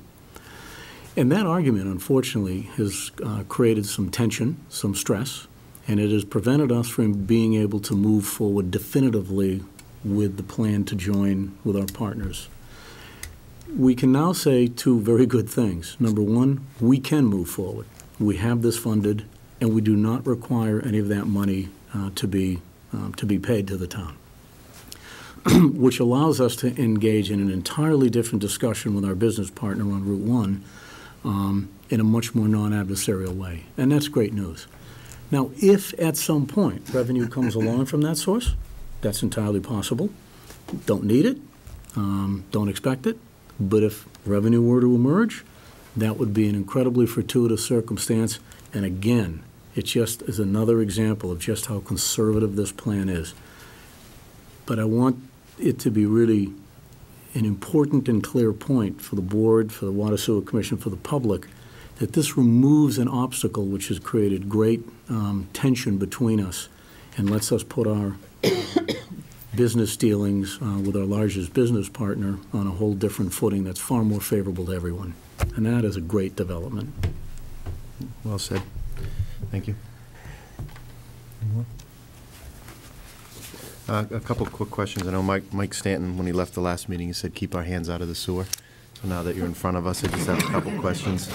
One of the assumptions that you had is the 6,000 gallons of existing capacity. Is that 12,000 gallons with 6,000 actual flow? Is that Title V, or is that? Actual. It's actual flow? Real flow, and I won't tell you who the customer is because I'm not at liberty to do that, but this is solid. Okay, because it being one of the key components, if that ever materializes, real you're starting solid. off. In the sale of future capacity of 35,000, again, that's That's speculative, but it's a very low amount. the actual flow, not Title V flow. It's all actual flow. We will never deal in Title V flow again once the IMA is signed. So if I read this chart of with the IMA and without the IMA, if I'm a customer right now. If you're an average single-family homeowner. Yep, without the IMA, so whatever sewer's Right, going. right. There's no expansion. I'm paying almost $18 Today. a month. Over and up till 2022, it's going to go up to 27. No matter what we do. No matter what you would do. Because the existing wastewater treatment plant is under an order with the DEP to provide new treatment facility to remove nutrients that aren't presently being removed from the wastewater stream. And we're obligated, Foxborough is totally obligated to pay our share of that, no matter what happens. So if I'm an existing customer and the IMA goes forward and other customers join in, then my rate would drop to 26 versus 27? Yes. And that's simply because... assuming the most conservative set of assumptions we have. What we're hoping is that what the reality ends up being is far more favorable. And frankly, If we think sell it more will. capacity, we can use the proceeds from the sale of the more capacity to reduce the rate increase. As long as we maintain that 1.25 margin, and we're building a capital pool for future needs and expansions and things that may be, and repairs and other things that may be needed with the system. Remember, a good part of our town system is pretty old. Clay pipe, Jim.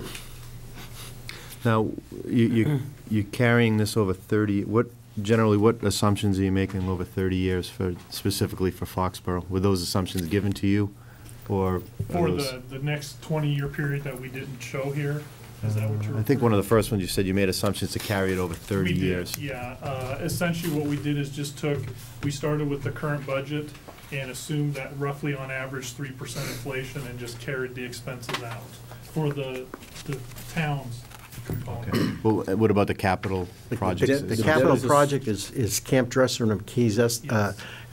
Okay, so you took that from of the full cost of the IMA factored by our percentage of the plant. And the debt is done on a 20-year basis, correct? Yeah, that's correct. Very good, sir. We didn't do 30-year debt, we did 20-year debt, so Right. so that's clear. Now, looking back at the last couple town meetings, if I'm on septic, there's no requirement to switch over to sewer None. if it's working fine? None. And if I'm on septic and a water payer, how do I assure, there's no water rates associated with this? My water bill's not going to go up based on someone else It getting has sued? nothing to do with sewer. Your water rate's going to be based on water rates, and we're not ready to do a major water rate adjustment right now because we don't have a long-term capital improvement plan. But we're working on it. That's good. Thank you. Any other questions from the board? So what we'd like the board to do, Mr. Chairman, is, we know this is a lot to hit you with, so we're not looking for any feedback tonight, but as the days go by, particularly since we now have our head out of the vice and we don't have to go to town meeting in 5-6 weeks, we'd like the board just think about this. And as you hear feedback from citizens in the community, tell us, if people questions think this sounds arise. good. If there's tweaks we need to make. As the weeks pass, what we're going to start doing is backing up these assumptions with actual written agreements, contracts with people, et cetera. So what's right now assumptions turn into actual concrete purchase-sale agreements. So by the time, and in terms of the 35,000, what we'll be doing at some point very soon is sending a letter out from the Water Sewer Commission office inviting folks to get on a sign-up list and basically identify who would prospectively sign up. And frankly, selling 35,000 gallons is not very hard. That's not very many homes. But we want to be able to say to the town meeting, folks, we already have a list that's 2 times greater than the number of folks, homes that would need to tie in. The nice thing is if you have an on-site subsurface system and it fails and you're looking at replacing it, generally speaking, it's cheaper initially to tie into sewer. But when you amortize it over 20 years, it's tremendously cheaper because that on-site system, you're going to replace it every 10 to 15 years, whereas with sewer, you're essentially never going to replace it, you're just going to pay the annual O&M. So So it's how a would good that deal. work, Kevin, if this is the IMA, everything's working, in 5 years from now, I decide to tie in at that rate? Well, it's been on the backs of everybody else getting up to that point. You have to buy into the system. Right. And what you have to pay are, you have to pay the same capital cost that the town of Foxborough is paying. So there's a formula Buy that in, calculates all that. And And it requires the new user, be it a homeowner or a commercial user, to pay a fee which represents the amortized cost to all the other users of all this work and all this money that's been spent prior to. And in addition to that, you have to pay for the costs of providing the hookup to the system. We are not going to pay for that. Okay, so there's no benefit to a Johnny come lately, and there's no penalty for it. It's just, it fits into Exactly. that equation wherever they come in. This whole rate structure, as I think Sean alluded to in his presentation, is really focusing on commercial users, but we do have the ability to provide for single-family users also. As long as the infrastructure's there. Exactly. There's no expansion of the infrastructure. This does not contemplate Needs to be expansion of the very clear. infrastructure by the town. However, if a big user were to come along, a big commercial user, and wanted to buy a large amount of capacity at some location that was, say, a mile away from existing sewer, then we would entertain it, but he would be required to provide full infrastructure, not only to get into the system, but he would have to analyze the system all the way to the Norton plant and make any upgrades that were necessary to take that additional flow. The town would not take the responsibility for that, nor would Norton and Mansfield. It would be part of the IMA. That would just be a big bonus, wouldn't it? To replace all that infrastructure. Yeah, Yes, it would. without it being on the town's back, exactly. Now, it's probably going in a little too deep, but say if you had a developer such as a large 40B that wants to put in 500 housing units, and they want to say, not a big deal, put some lift stations, pump stations, and tie it in. Does the system have the, should I stop? Does the system or the process that you're envisioning have the ability to say, no, you're out of the district, out of sync with what our master plan is showing? That sounds like a policy question. It is. Well, The way we've managed to set up the legislation, and we did this a few years ago, if that big developer, whether it's 500 houses or 15 houses or whatever the number is, if you are not in the district, it basically takes an act of town meeting to get you into the district. okay. So we've set that up so that, I mean, I don't want to point fingers at us from what we were doing before, because I think we had some good plans that didn't fit the situation as the townspeople saw it. But be that as it may, there were concerns that the Board of Water and Sewer Commissioners could decide to put a pipe down your street and tell you had to connect. That can't happen anymore. The way it's set up now, you cannot get into the district without an act of town meeting unless you need an emergency connection, and that would be a single home whose system failed. Okay, makes sense. It sounds to me that it's basically corralling the center so that we can move forward with the center of town. Pretty much. Okay. And That's I fair, would that's say accurate. to the southern part of town, where we're hoping for some good, solid commercial development as well. So if you have property and you're already, near the center of town, and you're already hooked up to the system, you won't have to do anything? It's That's everything correct. then? You will So be, there'll be no added? you will be a member of the system. Okay.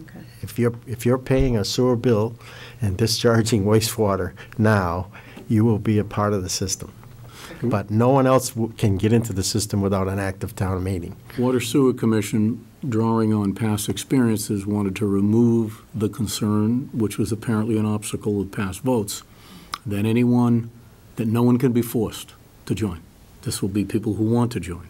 And we're quite confident, given the nature of subsurface on-site disposal systems, people will.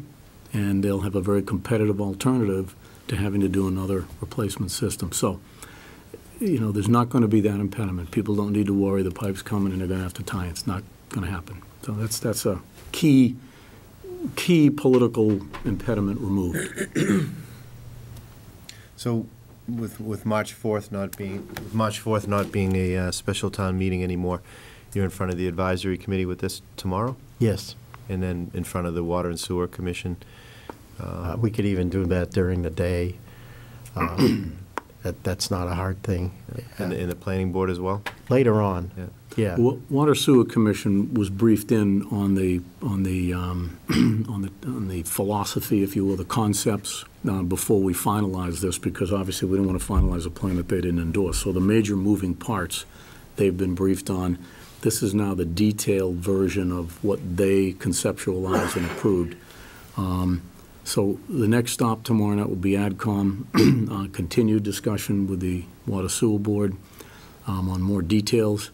And then we'd like to visit with the Planning Board as well, because the Planning Board has a role in this. And that is, and happily, I think there's a consistent meeting of the minds. The Planning Board doesn't want to see the system expanded necessarily. Neither does Water Sewer Board. So I think we have a happy conclusion here, other than potentially for commercial, but not residential. So, you know, one of the fears you have to address is somebody deciding, a developer, hey, I'll pay for another mile of pipe so I can build, 300 houses. And that is not a desired outcome by either the Water Board, as Bill said, or the Planning Board. So we're going to be dialoguing with the Planning Board as well. And the goal is to have all 4 of those policy boards endorsing this. And then once that's done, and now that we've got some time, that's so good, then we'd like to reach out to the public through a series of forums and, show them all this, invite their commentary, and hopefully by the time we get to town meeting, we've got a really well thought out plan that people endorse. Positive? Yep. It's great. Yeah, very positive. Well, Sean, thanks for flying out. Appreciate it. Thank Roger you. and Kevin. And the Water and Sewer, thanks for all the help that, and Sean and Bob. Thank you, Jim. Thank you. All right, we've got some action items. Go through these. Minutes from December 18th. Any comments on that? I move that we approve the minutes from December 18th. Second. I do have one comment on it. Basically, we continued Taylor Swift with the statement that the craft organization and the town council have asked for the continued hearing. I'd say the craft organization also asked for it for the Kenny Chesney also. Motion made, seconded. Any more discussion? All those in favor? Aye. Those opposed, motion carries 5-0. We've got a Jake and Joe Sports Grill application for a 2013 7-day entertainment license and an application for a 2013 public entertainment on Sunday license. It sounds to me like